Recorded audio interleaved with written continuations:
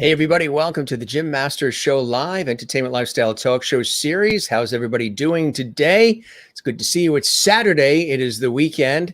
So hopefully you guys are enjoying the weekend. It's just about 2 in the afternoon here.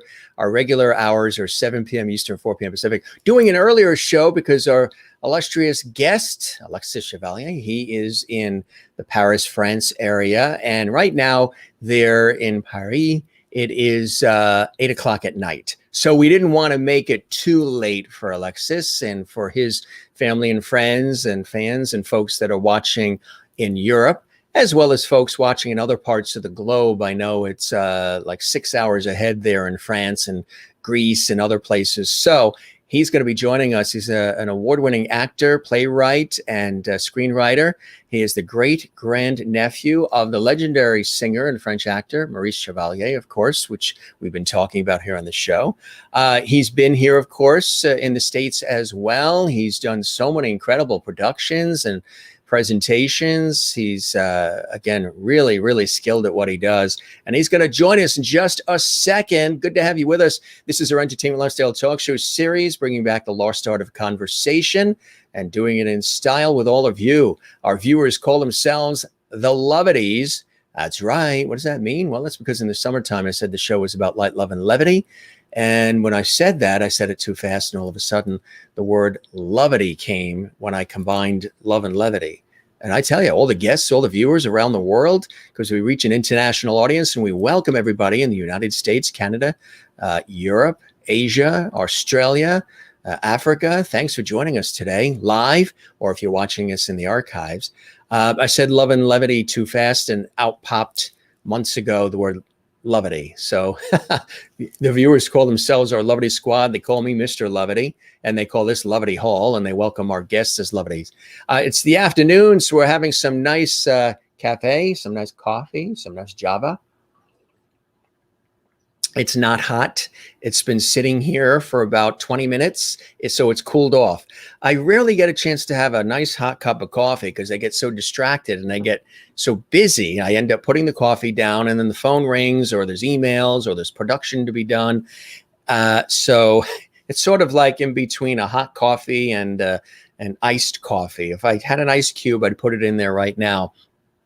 It is Father's Day weekend at the time of this broadcast right now here in the United States. Everybody honoring and celebrating their fathers and grandfathers. Of course, I celebrate mine as well. James Masters, my dad and grandfather and great-grandfather. I'm like the fifth, and it goes back to England. The Masters side go back to England. Father's mother's side, Ireland. And then my mother's side, England, Sweden, and France. And again, our guest comes from France. Hey, we would love it if you subscribe to our YouTube channel, which is the channel you're watching right now, Jim Masters TV, and share the lovity. Tell everybody about our channel. We have over 400 plus episodes of the Jim Masters Show Live Entertainment Lifestyle Talk Show series available for you guys to watch. So if you haven't subscribed to our YouTube channel, we just hit a milestone with the channel too, which is really, really cool. And thanks to everybody who has subscribed to the channel. That means a world to us. Really, really does. And we really appreciate that. Don't forget to click the notification bell so you don't miss any of the amazing content that we do. Amazing that we do this show as often as we do. Just about 7 days a week live, which is incredible. So there it is. Jim Masters TV. Click the notification bell, subscribe as well, and share the channel. We would love that. Of course, it's great to have all of you here from all around the world. We ask you to spread the word about the show, or the show about the word. Hello, Lovities. Everybody watching all around the world, we welcome you too, and we welcome everybody to the Jim Masters Show Live. If this is your first time here, it's cool to have you here. Really, really is. We love having you guys here. And June is watching from Baltimore, Maryland. Alexis is fantastic. And Mary's watching from Florida. Hello, Jim and Lovity friends. Good to see you, Mary, as well. And let's check in with some more. Nias is here. Hello, everybody. Good to see you as well. And Maureen is here from Arizona, USA. Hello, Jim and dear Lovities and everyone. And happy Saturday. Merlin is here from Canada. Good afternoon, Jim and all Lovities. Welcome, Alexis, to Lovity Hall. I was telling him about the whole Lovity thing and how that happened. He says, bring it on. He loves being a Lovity, which is cool. Sherry Larson's here. Hi, everyone. Good to see you as well. Lily is watching. Good to see you, Willie. Welcome. June says hello, everybody. Good to see you, June, as well. And everybody who's watching. Kathleen Walker in New York City. And Merlin in Ontario, Canada says her coffee is cold, too. Cheers with the cold coffee. And boy, is this hair getting long, huh? Whew. Wow, it's really getting long. Don't open a window or my face might disappear if it goes in front of my face. It's just been fun letting it grow. Juanita is watching in South Africa, and she says, hello, Jim and Lovely Squad. Good to see you as well. And good to see everybody who's watching. Whether you're watching live or you're watching this later on, it's a pleasure to have you here. And Alexis is here as well. And again, as I mentioned, he is a brilliant actor and playwright and screenwriter, and he's worked on a wealth of incredible productions. We're excited to chat with him about that.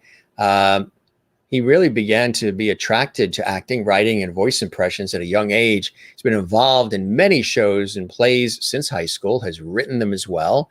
And in 2013, he won a European screenwriting contest for a short film titled Trapped in Paradise. The purpose of the contest was to give a new perspective to the settings of Spain, where spaghetti westerns were actually shot.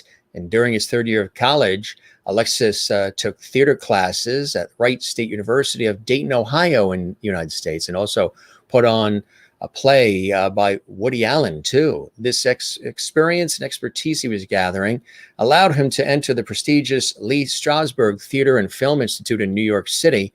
And he studied method acting, and his passion for character work grew as well. He also had an opportunity at the end of his studies to win the Strasberg Works playwriting contest for his play, I Remember It Well, based on the story of his great-granduncle, Maurice Chevalier, during World War II. And of course, as I mentioned, Maurice, well-known French actor, singer extraordinaire. The play first performed at the Lee Strasberg Institute and then off-Broadway for 2 weeks under the title Defendant Maurice Chevalier, and the critics absolutely loved it. And that's just the short list of some of the incredible things Alexis has done.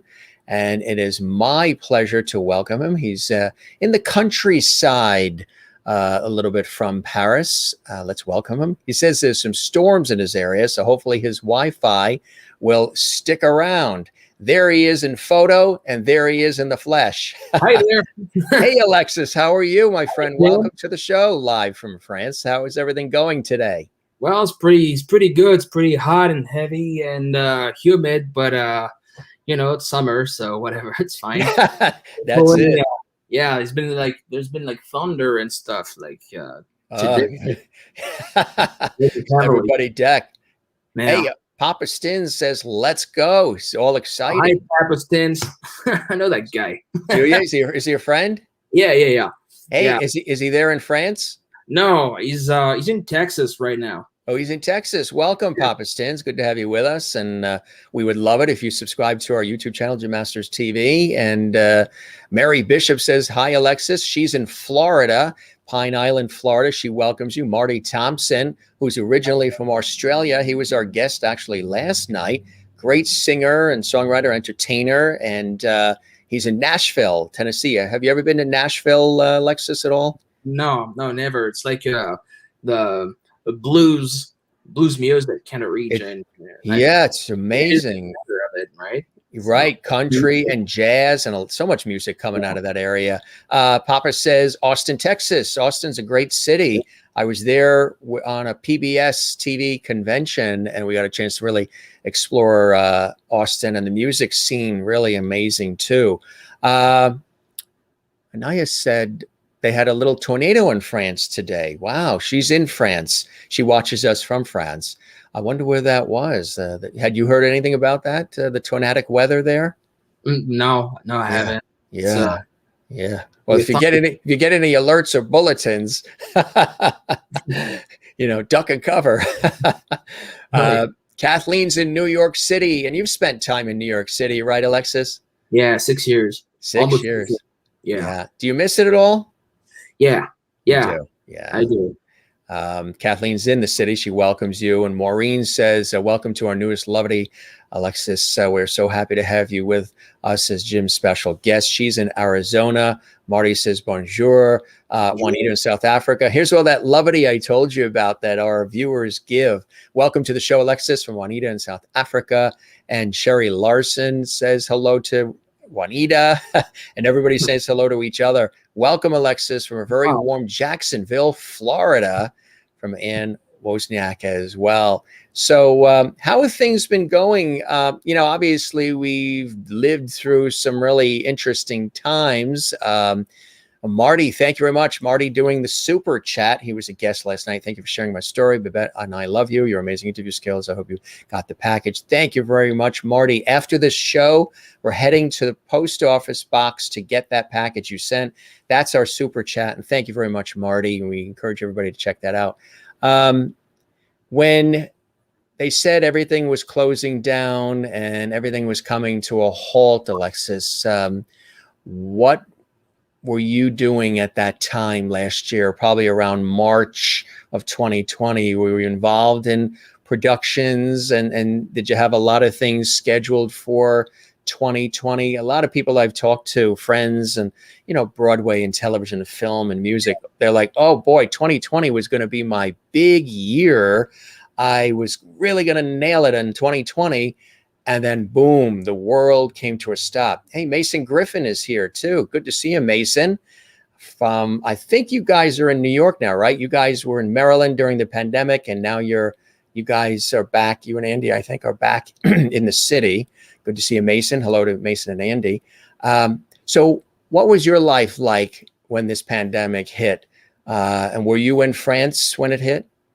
Yeah.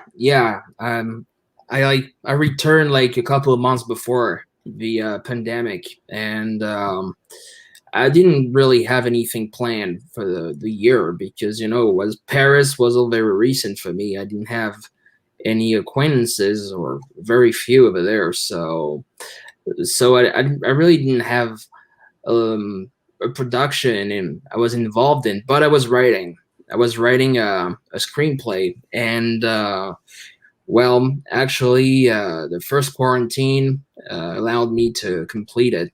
So just focus on that. Yeah. It was kind of frustrating though, because just getting to Paris and not being able to experience it at all, it's pretty frustrating. Yeah, to get there and not be able to climb the Eiffel Tower, right? Because they've had some tough lockdowns in France, haven't they?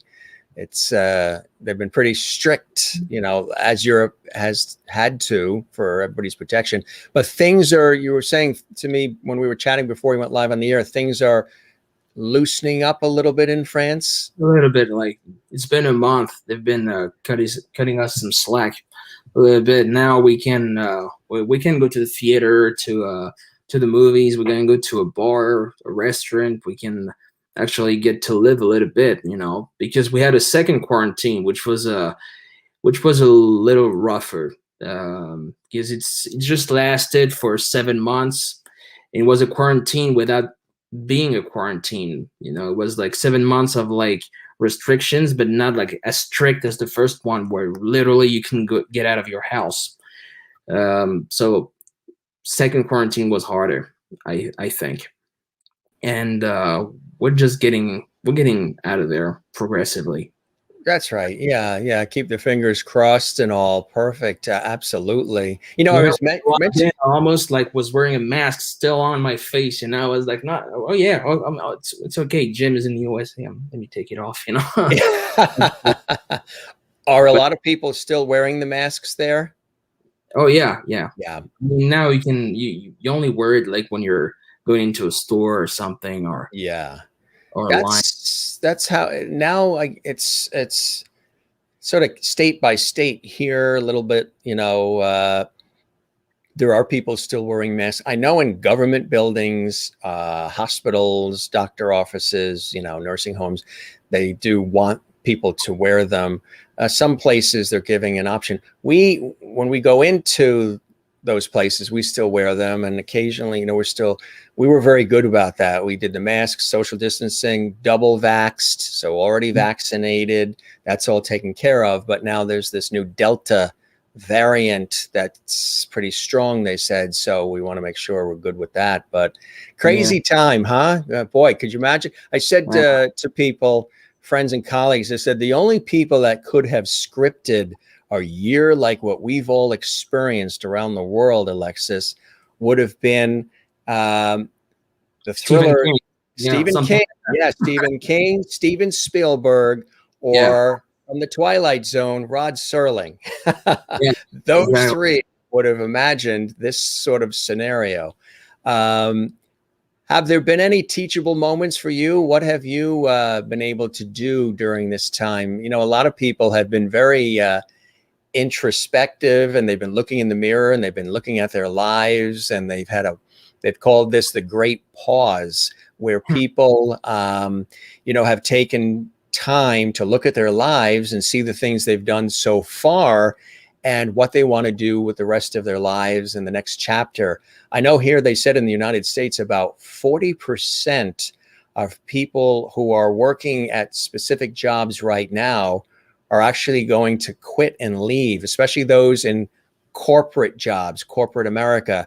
40% of the country is not going back because they want to do jobs that speak to them, that allow them to share who they are and express themselves. And they don't feel that way, I guess, when they're working for a big company and being directed by a big company, which I think is really quite amazing. You get a chance to express yourself through your work all the time, and I know you love it, right? Yeah, of course. Yeah. Can't blame the people, wanting to do something else. Yeah, I know. Could you imagine? So I mentioned when I was doing that little introduction there, Alexis, some of the interests and the background you had. This interest in going into the arts and going into entertainment and going into performance and writing and even the voice impressions too. That came early for you, huh? Pretty much as a kid, you were always interested in this? Yeah, pretty much. And also was like, I was drawing comic books too, early age. I mean, so I was always into some kind of writing or creative, process. And, and like voice impressions were pretty much, that's pretty much how I got started onto the stage. And yeah, that's really, really cool. Merlin in Ontario was asking if you had your vaccine yet, if you're able to get yours yet. No, I did not, but I got my COVID. So I had it like 3 months ago. You had the COVID? Yeah. Wow. What was that like? I know several people who've had it as well, and, mild forms, and some have actually passed away. Blessings that you're okay. Well, that must have been something else, huh? Well, yeah. I mean, first, it didn't feel quite good, and had some fever, coughing, and so I just locked myself home, and was just like tiredness for like 10 days, and then I got better. So I didn't get too affected. Lucky me, because this thing is so weird. Some people have like so many different symptoms. Makes you wonder what's inside this virus. People have so many different like levels of sickness. It's kind of crazy, but I made it. I made it. You made it, my friend. You made it all the way to the Jim Master Show live, which I know you've dreamed of all your life too, to be a part of. So tell us early some of those influences. What were some of those inspirations for you growing up? Obviously, being related to and learning about, your great grand uncle Maurice Chevalier, beloved actor and singer, and the lineage and the family connection there. And there is, I was mentioning to you, and you mentioned you heard it a couple of times before, there's definitely around the eyes, there is a similarity. You can see and the jawline too, right?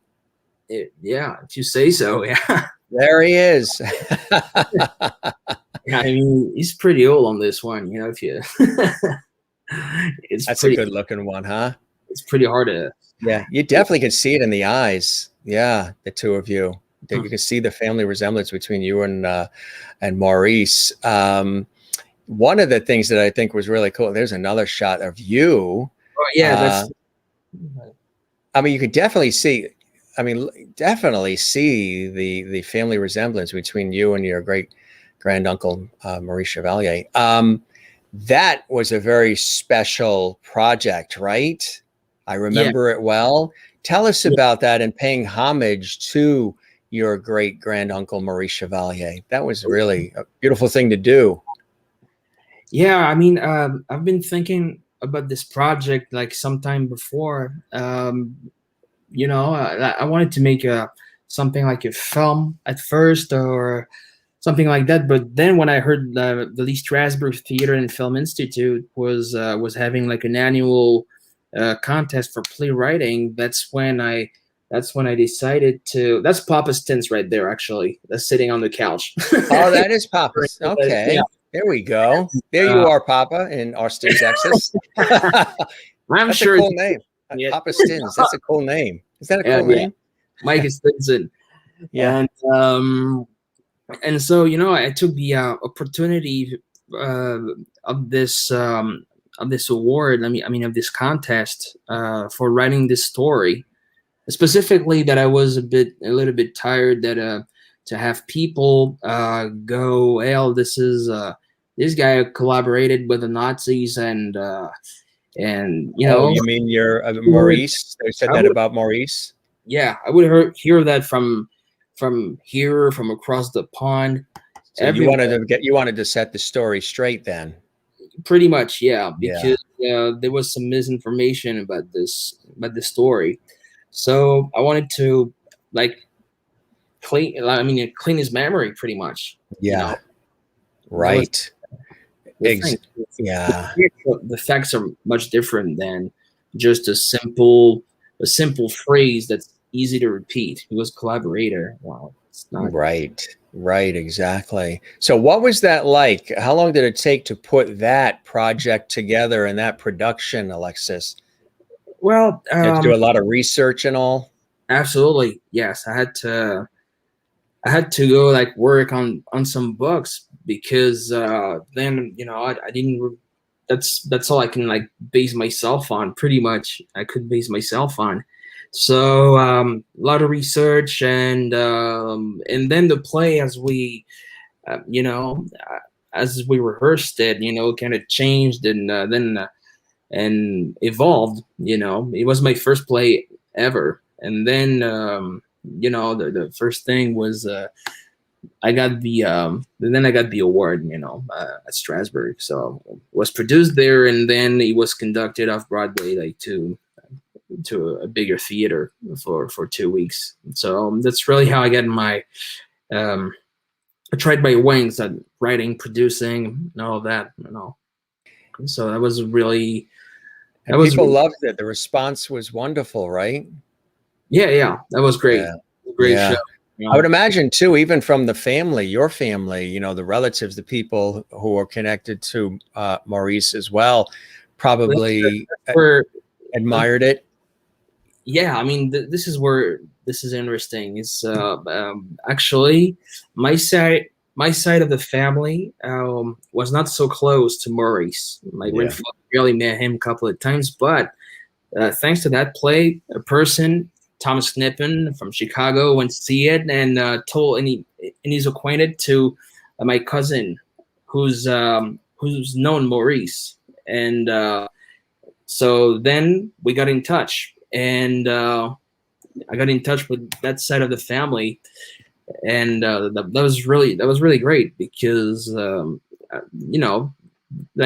two sides of families split up, and then somewhere in history, and now with the play, we're in touch, and so that's really great, and it felt like we've known each other forever. Felt like we're family forever. That brought them together then.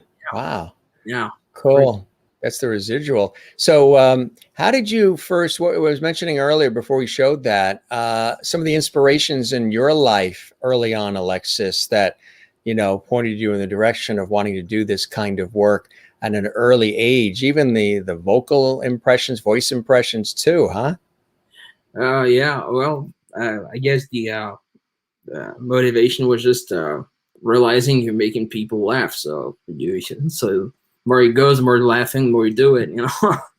But yeah, as far as writing is concerned, I don't know. I wouldn't know. Just just came.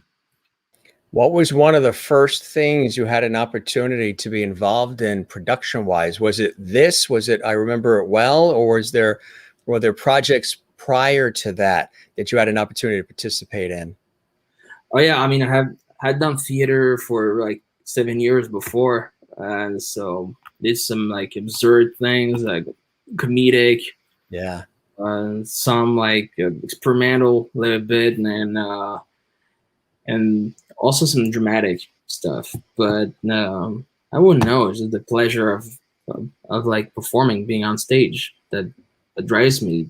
I mean, Yeah. Do you see yourself more as the performer, the actor, the singer who happens to be a great playwright and screenwriter, or are you more, what speaks to your heart more? Is it the screenwriting and playwriting? Are you more the writer who just happens to act and sing, or the actor singer who happens to be a great writer? Is there one that comes first for you? No, I wouldn't know. I wouldn't know. Jude says you're a great singer. Thank you. Well, I wouldn't know, actually. It's like Steve McQueen said, I don't know if I'm an actor who's racing cars or a car racer who's an actor. I wouldn't. Right. I would say the same thing with writing and acting. For me, it's pretty much the same. I mean, both like complete each other. Like acting makes you understand writing better. Writing makes you understand acting better. So that's right.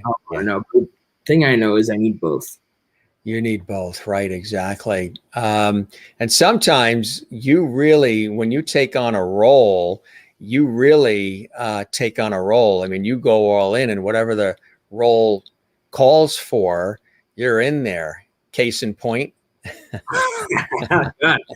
Where'd you find that? Oh, we are professionals at the Jim Master Show Live. Oh my God, yeah. We do our research. Yeah, I mean, tell us about this role and being involved in this, and this is very cool. Well, yeah, this was a short film, and that I made in New York, and I didn't direct it, but I like the characters of the Jewish guy who's attracted to Chinese culture, so all he does is speak Chinese. And I really liked it that everything was in Chinese in that film. So I had to speak Chinese, and there were some fight scenes and it's stuff like that. So with the director, Stevie Wong, he coached me on the Chinese. So I got to, experience Chinese, which, I didn't know anything Chinese before that. So do you remember any of it? Any of the Chinese? Yeah, Dubuchi. I remember he said Dubuchi all the time. He's always apologizing. Yeah, like Dubuchi. I sound Italian when I say that, probably, but with the French accent. Yeah. Also, yeah. So that was a real that was a riveting project to be a part of, wasn't it? Yeah. Lots of fun. Like, really love doing this. Yeah, that's really, really cool. And got a couple more shots here. Look at this one. Oh yeah. Oh my God. Papa Stents knows what that is. So tell us about it. Well, is this is an award that we got for a short film that we participated on at the Asian American International Film Festival. This was in 2016, and congratulations. thanks.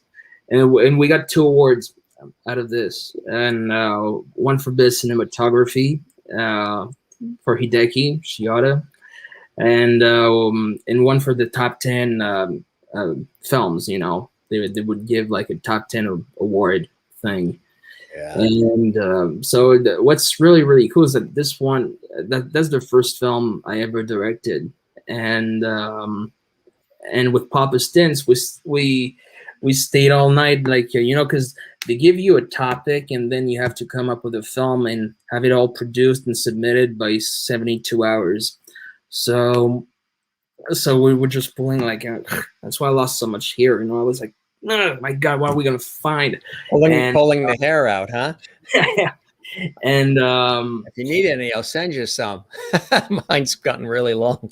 Send it over, please. I'll send it over. FedEx.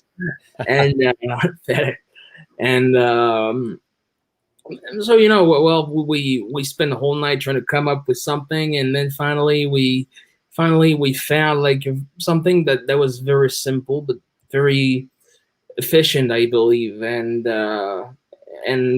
we really, everything went really smooth doing that in 72 hours. We even had some extra time just fixing like some little things. I don't know. Papa says this is not the truth. This is not the truth. You know why this is not the truth? Because that's the title of the movie. Exactly. And so truly great experience, but you know, we had a great team. What a great team of technicians. What Chang, the actor, Louis, the sound guy, Hideki, Mike Stinson, Matthias, did the editing, you know, and actually it was a very small crew, and we just did like something like one location, no sound, one character, and would just go from there. It's yeah, and very well received too. Here's another cool shot we dug up. Oh yeah, Friars Club in New York City, or better known as the Jerry Lewis Monastery. Tell us about this. That was something special too, huh? Yes, it was. Actually, it all started after the at the Off-Broadway run of the play, which was by the time called Defendant Maurice Chevalier, not very well anymore. Right. And a lady came over and she said, "Hey, my grandfather and your great-granduncle worked together." And I was like, really? Who's your grandfather then? And she was like, Duke Ellington. Duke Ellington. Wow. And I was like, yeah, I don't know who that is. Yeah. And, no, just kidding. And this is amazing. So then we decided to do a show, actually, which was a fantasy based in the early 30s in Paris, where all the artists were, and create something where in the Parisian nightclub they would meet with Hemingway and, you know, Cocteau, Picasso, all these people. You know? Yeah. And so we had a production at the Friars Club. Friars Club in New York, and that must have been really quite amazing, because obviously the Friars Club is a very special and unique place. Yeah. Gotta give a shout out to Mercedes Ellington. She's watching. Mercedes Ellington. Yes. That is cool. So I showed this earlier. This is such a great shot. Say what? Sorry. It's a great shot there. That one. We were Actually, showing. That was a selfie, but thanks. But that's a selfie, really? You did a good job. I mean, your arm must have been straight out and steady, absolutely, perfectly framed, and even the lighting. You know, the little twist of the lighting there is kind of cool. Yeah, I was pretty proud of buying this hat. You know, so that's why I was like immediately. It's I would be too. Absolutely. Here's another shot we got. Oh yeah, that's more recent. Matter of fact, yeah. Actually, it's for a new play that I've been writing. Yeah, tell us about that. Some exciting stuff that you're working on, huh? Yeah, well, actually, it's a triptych of of 3 satirical plays, that are making one show. So there would be 2 short ones and a main one. And over here, I'm playing the lead character of the main play, which is which is about it's about like someone from the countryside, from the Barry region, which is the area I'm in right now, and it's a pretty misknown area, even in France. But that's where Joan of Arc was from, I believe, and it is believed, and it's pretty misknown. So this guy faces like a humiliation at a film festival because he's a film director, and this film is the only film that is not earning any award. And on top of that, they're making fun of his last name, which is Cocu, which is a very, very common name in the Barry area. Yeah. Cocu means cuckold, so everybody's making fun of him because of that. So he takes it personal and decides to create like a power group, a pressure group, like claiming that they need, like, people from the Barry region need more representation, and he makes it. So the following year is submitting a new film that is very successful because of all the media coverage and everything that he could benefit. But then he goes up to his head and he starts like rejecting whatever is from someone who's not from his region. So he gets really in like communitarism pretty much, and that doesn't matter, and he loses everything he has because of that. Loses everything he has. It's really, there's a lot of emotional moments in this too, isn't there? Yeah, of course. His wife dumps him, and he gets more and more into that circle that like everybody's trying to get at me, and my rights are more important than anybody else's. Right. So, and so that drives him like very far into what he does. But it's all very, it's a satire, so it goes very far. Yeah, satire, right? Yeah, you have a lot of wiggle room that you can use because it's like they said, it's a satire, so it gives you a little more. Do you like satire? Do you like creating satire? You like humor and comedy, and do you lean in that direction, Alexis? Yeah, I actually good, because the world needs more of it. Oh, you think so? Yeah. I'm right. I love comedy. I love humor. I'm always looking for the line or the joke whenever possible. Yeah, but also like a satire. It's even like I mean, especially these days, with everything that you see, everywhere, and everything that they make you see, also that you don't necessarily want to see, but you see it still. You can help it. Well, there's just so much. All you can do is just get down, pick it up, and make something out of it. I mean, you barely have to force satire these days. Right. No, now it's just everything basically is a satire or parody or meme. I mean, the world itself is it's so messed up that you barely have to. You just make it a little bit funny, but you don't really have to change anything. Right, because everything is right. Today is wilder than the day before. That's just when you think you've seen it all. Right, tomorrow tops what happened today. It's exactly, and it's crazy stuff, isn't it? Yeah, I know, and I guess I don't know. That's why I kind of got into satire, but satire, yeah. Who are some of the folks that performers, producers, writers, comedians who you've always admired and aspired to? Maybe that sort of inspired you along the way. Oh, I couldn't tell. There's been many, I just take from here and there, but I would say as a kid, would be a French comedian that you guys probably don't really know in the USA, but Louis de Funès. And I'm sure any French-speaking person or Francophile will know that name. But it was like pretty much like the king of slapstick, like the French Lewis, pretty much. You know, legendary. Yes, yeah, absolutely. Yeah. This is funny. Marty Thompson. Hey, Marty, thank you again. He just did Super Chat. That's what Super Chat looks like on YouTube. Really cool. That helps support our series, which we do 7 days a week, over 400 episodes live. I must have been crazy doing that. Being so busy working, you know, full time in television, radio, and then, but I love every second of it. He goes, "Good day, Alexis." Now picture that with his Australian accent. Good day. It's so funny every time, Jim. Every time that I'm saying Alexis during this show, his Alexa is asking if he needs help. You know the Alexa that you talk to. You know, that machine, Alexa.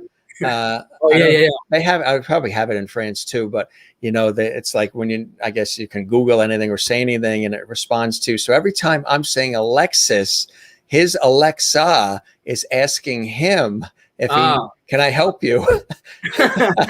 Have you ever thought of, or have you re-recorded your uncle's iconic song, Thank Heaven for Little Girls? Oh, yeah. I don't know. Maybe you should ask Alexa. She probably would. Alexis is now it's saying Alexa. Have you ever recorded it? And is there any thought on stage? But having it re-recorded, that would be by someone who's into music and like a singer, like a great singer. Yeah. Yes, I mean actually, there's been like some saying it would be like made into a jazzy, like gypsy jazz kind of version. Yeah. But it did not really move. But eventually, someday, yeah, I'd be really down. Of course, yeah. All the honored to do it, right? Yeah. I mean, even if I don't do it, like somebody else should, and would probably definitely. I do. But we'll bring some of that music back, right? There's something that amazes me a lot with Maurice Chevalier is that people remember him more over there, like in the USA, than in France. Wow. For some reason, like everybody, people who know him over here, I mean, in New York, are like, yeah, thank heaven for little girls right away when they hear the name mentioned, but over here in France, it's pretty like, well, it's like, oh yeah, that singer from the 40s, 50s, 30s, even, you know, and but there's definitely a need actually, because it's part of like the, you know, the history of the beginning of pop culture, actually. The beginning of pop culture, yes, yeah. And it's a heritage that's being forgotten little by little, and it's kind of sad. But there should be a way that to refresh all of it, you know, to make it like even in a new genre, like I don't know, electro or. Would that ever be a project that you would consider looking into? Yeah, I mean, sure, absolutely. Yeah. Yeah, I mean, yeah, it's family heritage, so you know. You heard it here first on the Jim Masters Show live, folks. Stay tuned. That might be the next project for Alexis. We call that a world premiere exclusive on the Jim Masters Show. That's cool. Yeah, paying homage to the family lineage there. Here's another cool shot. Somebody special in your world. Oh yeah, that's my grandfather. That's your grandfather, yeah. Tell us about your grandfather. I know family's important to you.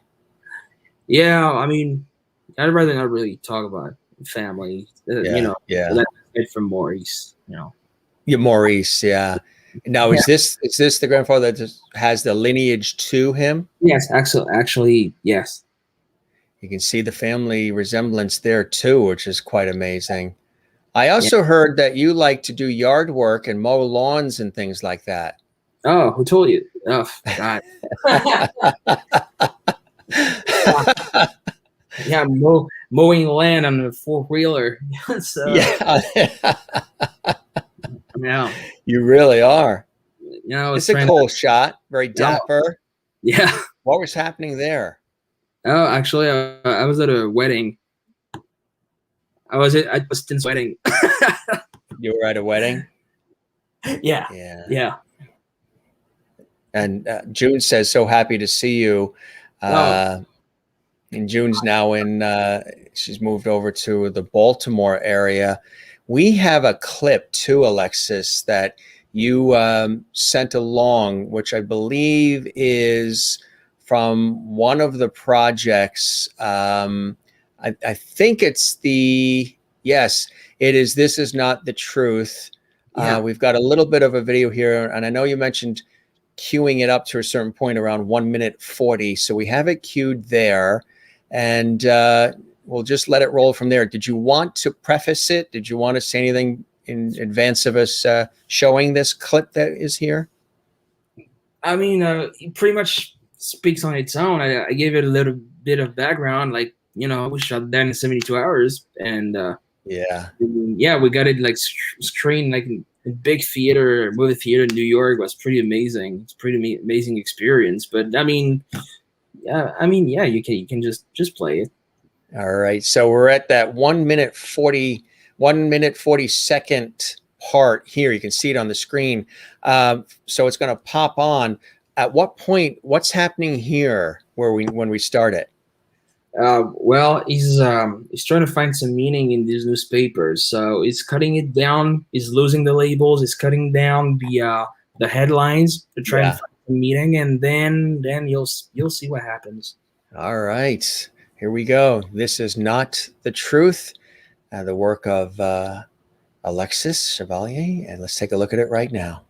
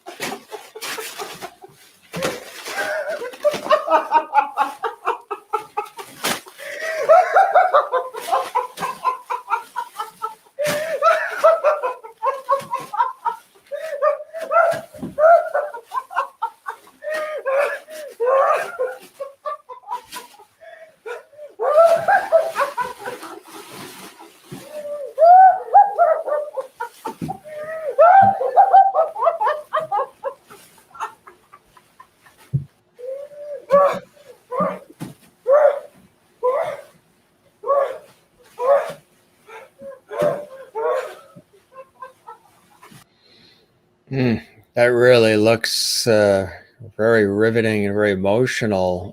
What was it like working on that project, Alexis? It was time constrained, but Was it? Yeah. yeah, like 72 hours. But actually, that's how we managed to get something that sharp and clean and you know, self sufficient pretty much. And Where can but people see that full production? Like Maureen in Arizona, USA, saying, "Okay, that clip was very intriguing. Freaked my freak. Great work, Alexis." Is thank there you. somewhere they can see the entire thing in its entirety? Yeah, yeah, you can go on Vimeo. This is not Vimeo. the truth, or you can go on my website. It's www.alexis chevalier.com. Perfect. So the whole thing is there to see and to watch. And how long is the entire film? 5 minutes. That's it. We're That's almost the at whole the end. thing is in there. Yeah. Yeah. We didn't want to give away the whole thing because we want people to get into it and watch the whole thing. Do you like doing shorts? Do you like doing, Yeah. that's a whole other, I've been a part of some of them as an actor. And some of them have been for causes and getting a statement out or a message out. One was involving drug prevention for children and really cool stuff. And do you like doing that more condensed work, or do you prefer when you have an hour, 2 hours to work with, meaning that the resulting film will be a 2-hour film? Whole different way to try to get in. I mean, the editing and everything involved in trying to get it in and tell the story and get everything said in that 5 minutes for some can be very difficult if they're used to doing longer form work. How about for you, Alexis?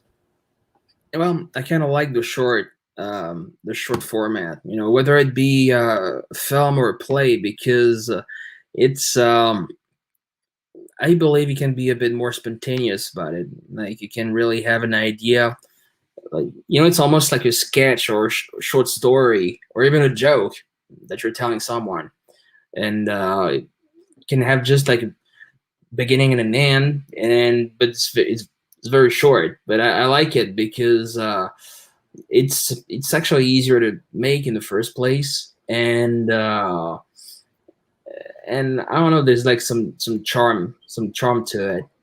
But like, production wise, it's much more convenient to do that, because whether that, like, doing a feature film, it's like so much work, production costs, and people involved, but I'd love to do like a feature on my own, and matter of fact, might be next year. But it's like a short film can actually tell a very strong story in a very short amount of time. Yeah. What are the things that, and I know it can change day by day, just living life and having the experiences, Alexis, but what are some of the things that inspire you to create? Are you an observer of life? Do you watch life? Do you watch people? Are you inspired by that to create?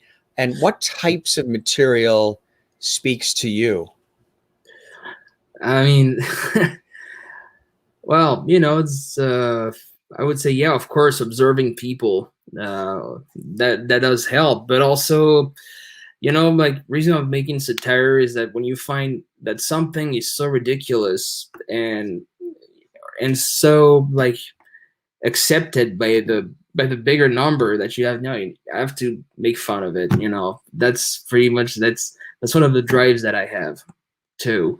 But of course, like, exchanging with people and meeting with them, and even just being on a set and or like rehearsing a play, like this adventure, actually, it's like that's what makes it worth doing this job, above anything Absolutely. else. Yeah, absolutely. What do you see is also on the horizon for you, Alexis? What are some other things that you would still love to do? You see some things sort of on your vision board there, on your bucket list, productions, people you'd like to work with going forward as you continue to create? Yeah, I mean, of course, like making feature films would be a next thing. It's a big one. Yeah, Yeah. yeah. Yeah.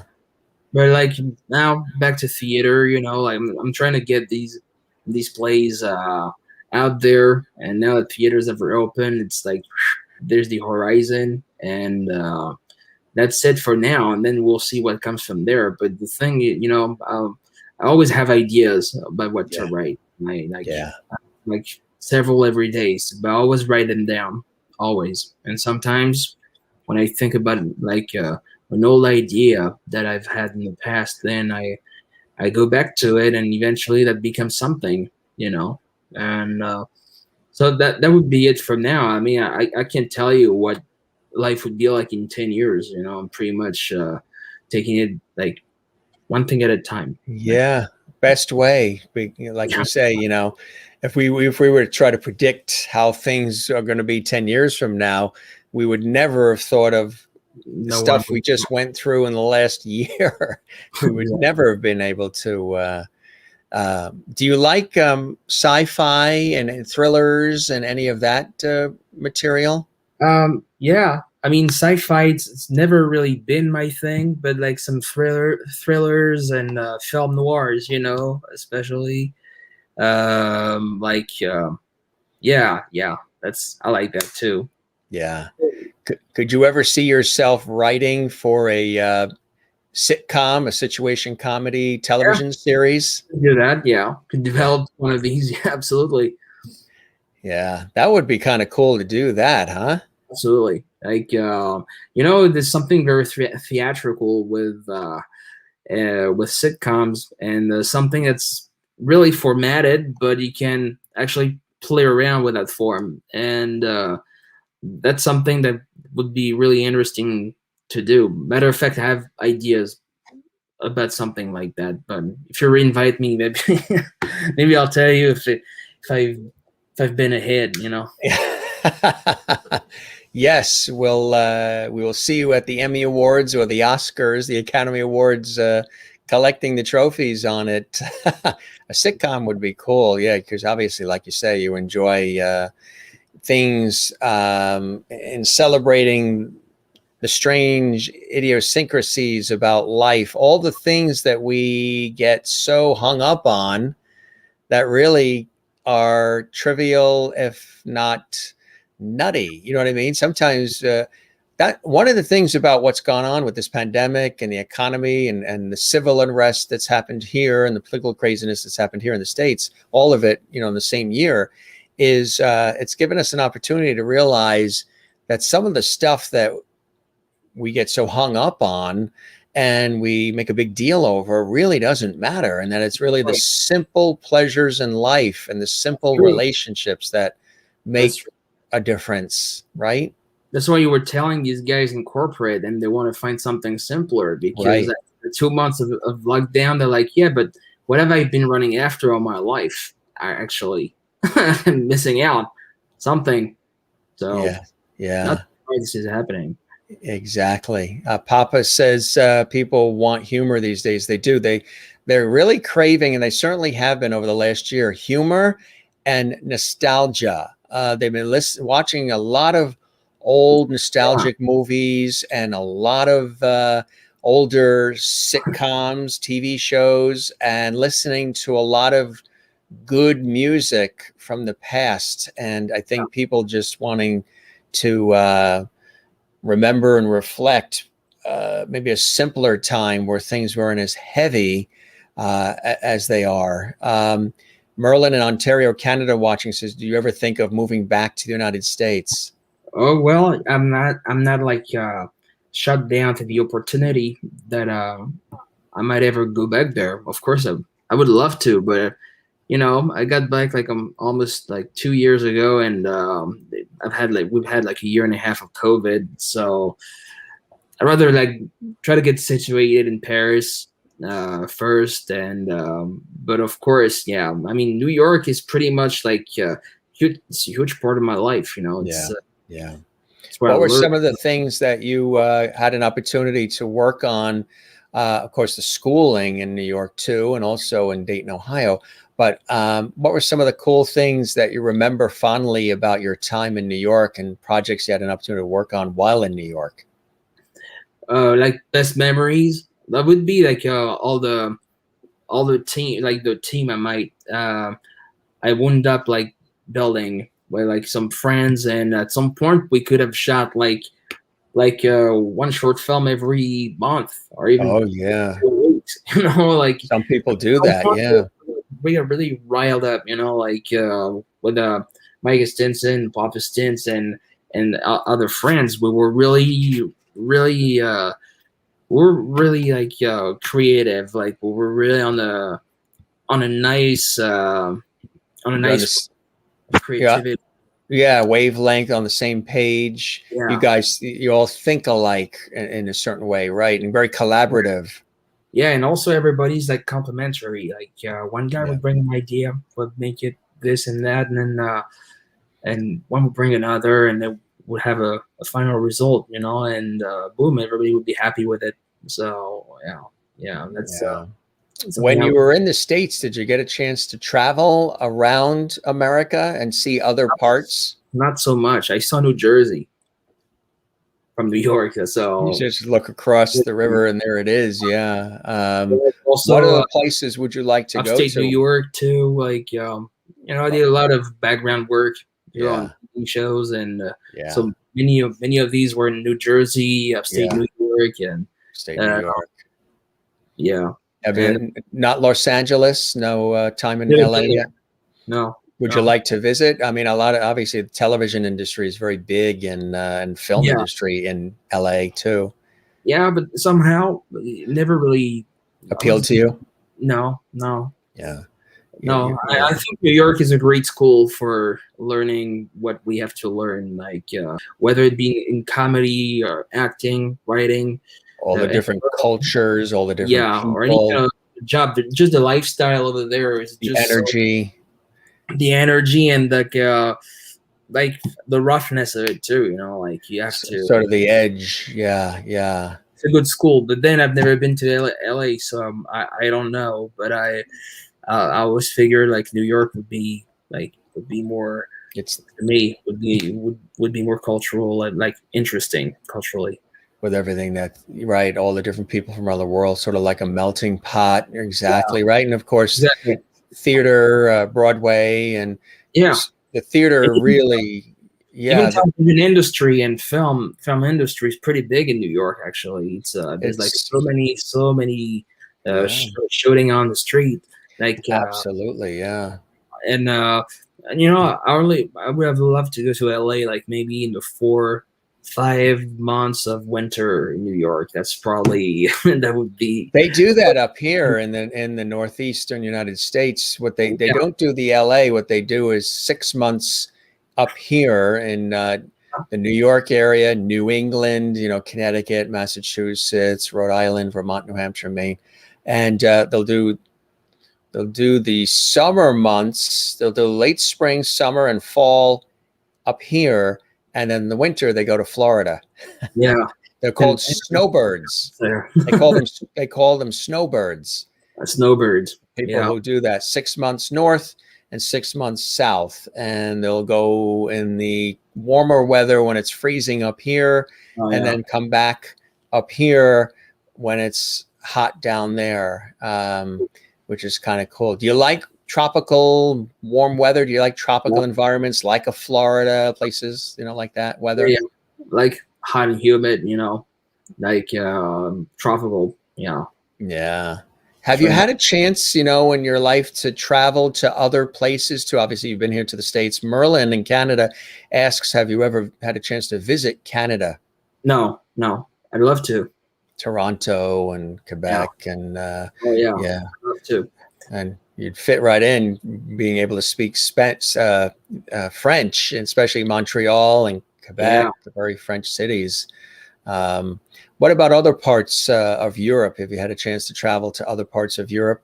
Oh yeah, several. Like yeah, I've been to Spain one time, Italy, Germany. Yeah.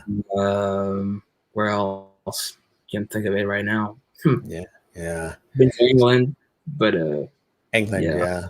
Yeah. yeah, That's cool. So you're enjoying everything. You're enjoying, life, and yeah, it's cool. And I know this photo here, you wanted to yeah, mention and celebrate the photographer, right? Is yeah, it Felipe? absolutely. Yeah. Yeah, it's a good friend of mine, Philippe Sarfati, is a brilliant photographer. He's an architect too, and he put together like a book about photography, like photography book, but which is like it's pretty thick, and he made everything all by himself. And now he's got a publisher.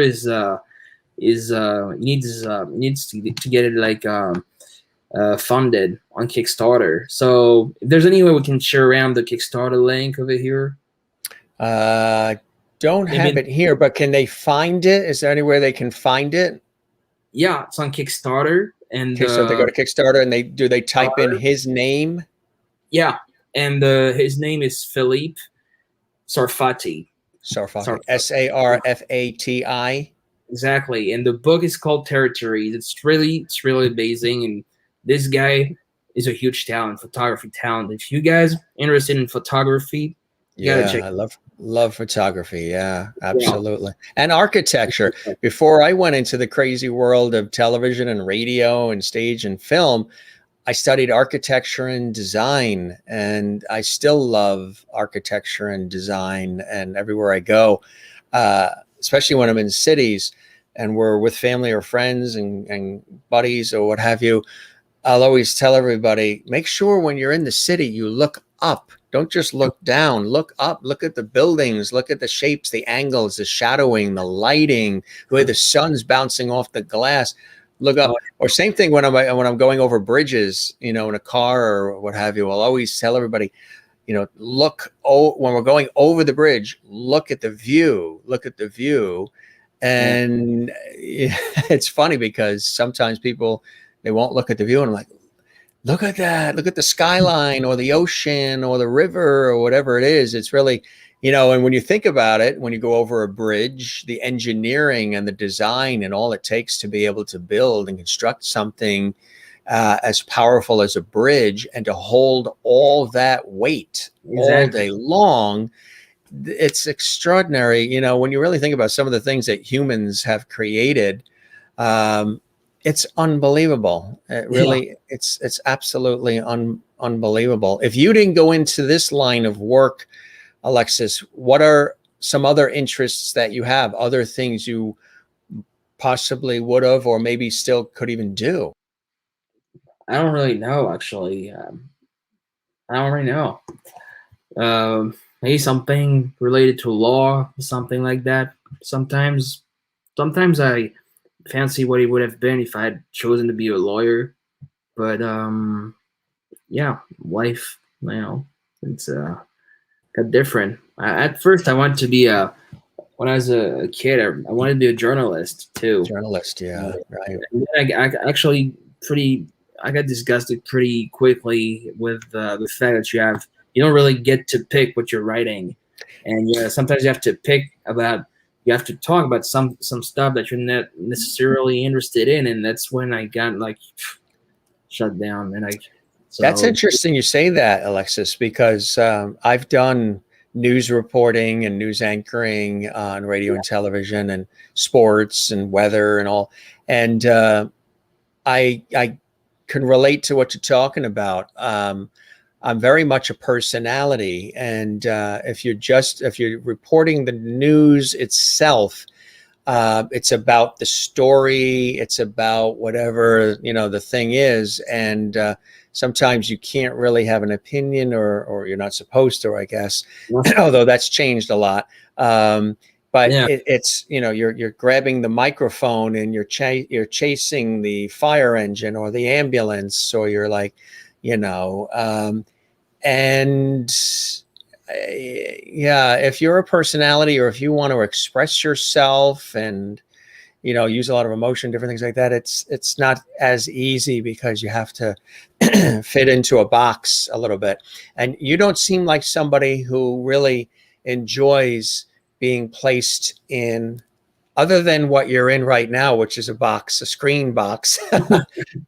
You don't like to be really placed in boxes, No, right? You like to no. have freedom to express yourself. Yeah, exactly. I think you got me right. Actually, it's I exactly know I what it should, is. Like people say I should be either a minister or a psychologist.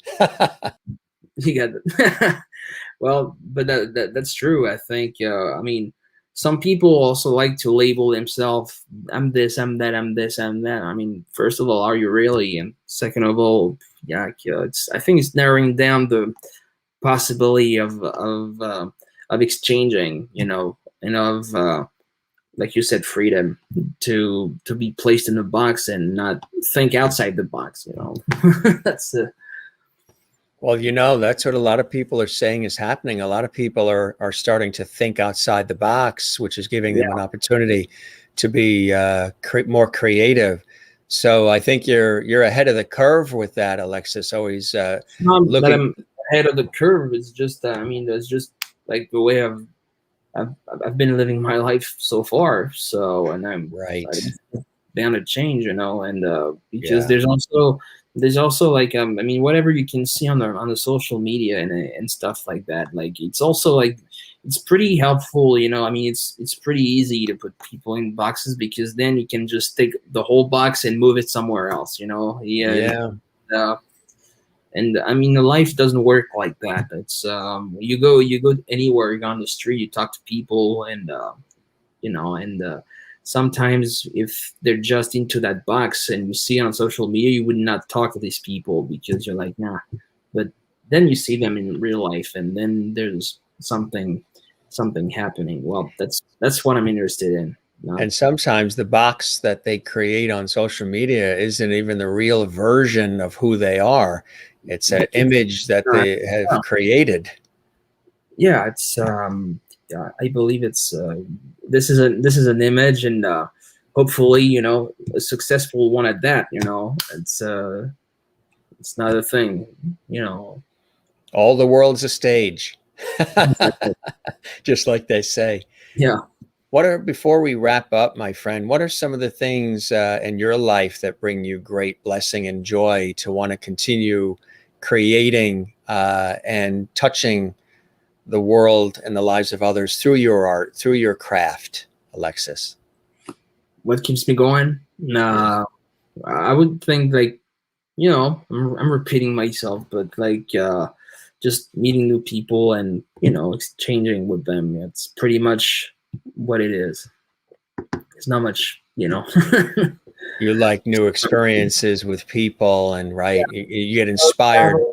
Traveling, you know, if I could get work on some projects like in many different countries, that would be a dream, you know, like Italy or like England, even like I don't know, like Australia. Australia. Yeah, why not Australia, or you know, I mean anywhere else. Never say never, right? Never say never.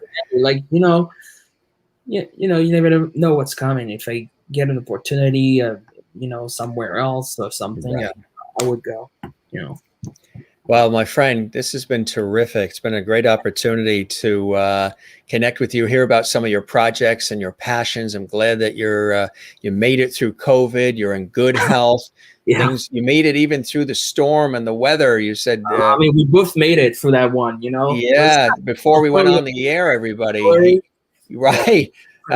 Before we went live on the air, everybody, Alexis was mentioning there was some severe storms and weather like hovering around where he is there. And somebody was on your side, my friend, and pushed the storms away. So you do great work, Alexis. I've seen a number of your pieces, and hope we get a chance to get together in person. That'll be terrific. And we'll keep the porch light on for you. You're welcome back anytime. And let's stay in touch. Keep me posted on the Absolutely. projects and the cool things that you're doing. And I hope the show met whatever expectations you had, and you enjoyed the time with me as much as I certainly have with you, Alexis. Perfect. I'd like to take an opportunity to give a big thank you to June Rachel Sonospa for connecting us together and, Our dear friend, yeah. On the show. Thank you, June. Oh, my pleasure. My pleasure, my friend. You Absolutely, Alexis. You enjoy, and we toast you with our cold cup of coffee. It's all dry over here. It's all. I guess I'm going to go hit a bar right now. Yeah, you have to go. You go stretch those legs and hit. Are the bars open there? Yeah. They are. Yeah. Everywhere else in France, I guess they are, but not in my small town anymore. So whatever. That's it. Well, you be well, and you enjoy the rest of the weekend. And thanks for coming on the show and sharing all the time with us, my friend. And spread the word about our show. We would love that. Okay. Absolutely. Sure will. All right. You take care and you be well. You too, Jim. Thanks a lot. Bye-bye now. Alexis Chevalier live from Paris, France, and it was a pleasure having him here on the show. Learned a little bit more about him and his work and his passions. Juanita says, great conversation. Thanks for spending time with us, Alexis, and sharing your life and stories. June says, hugs to all. Right back at you, June. And Maureen in Arizona says, Alexis, thank you for a wonderful afternoon. May your path ahead be full of continued success. Lovely hugs to you as well. Merlin says, thank you, Alexis. And of course, we appreciate all these words as well. And again, you can find him online. And we talked about a lot of cool projects and a lot of things that he's done and he's working on. And it was really a pleasure having him here on the show. Hope everybody is doing well. We always say, don't forget to smile, gang, and don't forget to share the famous levity that we talk about. And also find your Zen place. Mine, of course, is time with family and friends, and people that really are loved ones. But I also I'm a cyclist. I love swimming. You got to drag me out of the ocean. Always swimming, surfing, boogie boarding, sailing. That's a Zen place for me as well. So find your Zen place. And my work in television, radio, film, and stage over the years, that's also another Zen place for me. So if you have an opportunity to do what you love and love what you do, like Alexis does, like I'm blessed to do, it's really a beautiful, beautiful thing. I want to let you know on Monday, we have Judy Norton, Hollywood actress Judy Norton coming. She starred in The Waltons. That's right, The Waltons, the popular CBS dramatic family series, The Waltons. Tuesday, the one and only Marion Ross, who starred in the situation comedy Happy Days, with Henry Winkler and Ron Howard and Donnie Most and Anson Williams, who was a guest on our show, Tom Bosley. She played Mrs. C. She and her husband, she and her son, Jim, will be with us on the show Tuesday. He is an amazing voice impressionist, voiceover actor, and more. His voice is on a lot of films and soundtracks, as well as on video games galore. So the one and only Marion Ross is with us coming up on Tuesday. Wednesday, I tell you, it's going to be television week. We are very excited to welcome Charlotte Stewart to the show. Charlotte starred in Little House on the Prairie, the TV series on NBC. She's got a book out, Little House of the Hollywood Hills. The life that she portrayed on Little House on the Prairie as Miss Beadle is not necessarily the life that she lived off television. And she talks about that very intimately and very openly in her new book. She also was on Twin Peaks, the very popular series on ABC, and a lot of others. She's an amazing actress and performer.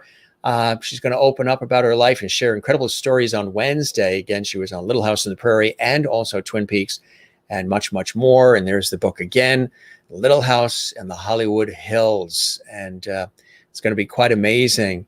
If you didn't get a chance to see any of the other episodes we've had, thank you very much for all these great comments. You can see them all on our YouTube channel at Jim Masters TV. Sherry Larson says, thank you, Jim. Hope everyone has a wonderful rest of your day. You guys have a good weekend. We're going to be back on Monday. Tomorrow is Father's Day, so we're going to be spending time with this hair is getting wild.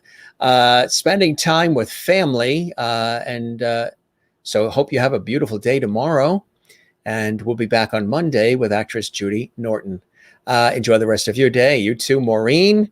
And thank you, Kathleen. Great guests coming up. Catch them all in the archives. Juanita says, have a great day, everyone, as well. Happy Father's Day tomorrow. Good night. Thank you very much. You as well. Kathleen Walker says, Jim, you need one of those cup warmers so your hot drinks won't get cold during the show. Do the New York Mets have any? You work with the New York Mets baseball team, our Mets. Do they have any of those cup warmers? See if you can find any there at Citi Field for us. Thanks, Kathleen, in New York City as well. And Maureen, thanks for being with us. And Sherry and Gary, thanks for being with us as well. And of course, our dear friend June, thanks for being with us as well. You guys are the best. We always say on the show, don't forget to relax, breathe, love one another, and love yourself.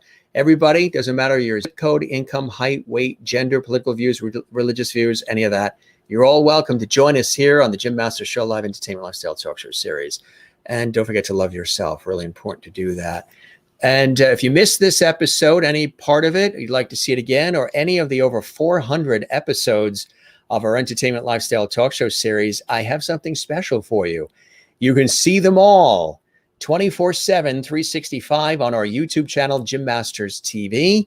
And don't forget to subscribe to the channel. We would really appreciate that, really love that. That does help the show big time. Thanks to those of you who did the super chat today, Marty Thompson, Kathleen Walker. That was a blessing. We thank you as well for that.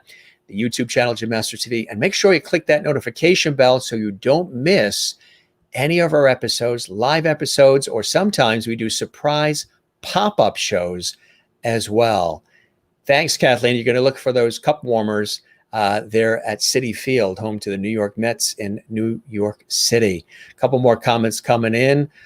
Thanks, gang. We appreciate all the levity, as we call it. It's a pleasure having you guys here on the show.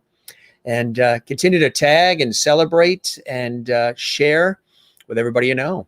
We've had guests from Broadway, Hollywood, television, film, music, sports, comedy, culinary arts, inspiration, and we've got so many more. We're booking August. It's still June, and we're booking guests in August. We're booked pretty much all through June, all through July, and it's amazing. So we're going to be back on Monday. Tomorrow's Father's Day, so it's Family Day tomorrow, and then we'll see you Monday with Judy Norton from The Waltons. Busy television week, very, very busy television week. It's going to be a lot of people that you know from television shows. They're going to be with us. And then we've got a great singer and recording artist who's a friend of mine, Brett Pruneau, who's going to be joining us on Thursday live. Also want to let you know, next Sunday, not tomorrow, but a week from Sunday. And again, I'm talking to the audience that's watching live. If you're watching this on our YouTube channel 6 months from now, it doesn't matter. You can scroll through the episodes and see these episodes. Alex Sharp, originally from Celtic Woman, is going to be with us a week from this Sunday at 2 p.m. Eastern. And that's 11 a.m. Pacific, 7 p.m. in Ireland. She's going to be live and direct from Ireland. And that's going to be a week from tomorrow. Alex Sharp, the brilliant singer, recording artist, Irish soprano, and former member of Celtic Woman. She's going to be with us a week from this Sunday, live from Ireland, and that's going to be amazing. I interviewed her on American television on PBS when Celtic Woman first came over, so I think you're going to love that conversation and music. She's going to sing and perform for us as well. Lovely hugs from Kathleen. Jane in Sweden says, missed the early start time today. We'll watch the rest of the show later. Absolutely, you can watch it in the archives. And how long would it take to re-watch all the episodes thus far? Well, the Scott Schwartz episode, actor Scott Schwartz, who was in The Toy with Jackie Gleason and Richard Pryor, and he was in A Christmas Story. He was on the show. We did an episode with him for 6 hours. I think that's the longest of all of them. He just had a lot to say and a lot to share. 2 double headers for you with the New York Mets. Yes, double headers. I love those. And Juanita says, how long? I don't know. I'll have to calculate that. It would take a good long time if you do it. So pace yourself. If you're going to go back and watch the archives, gang, pace yourself.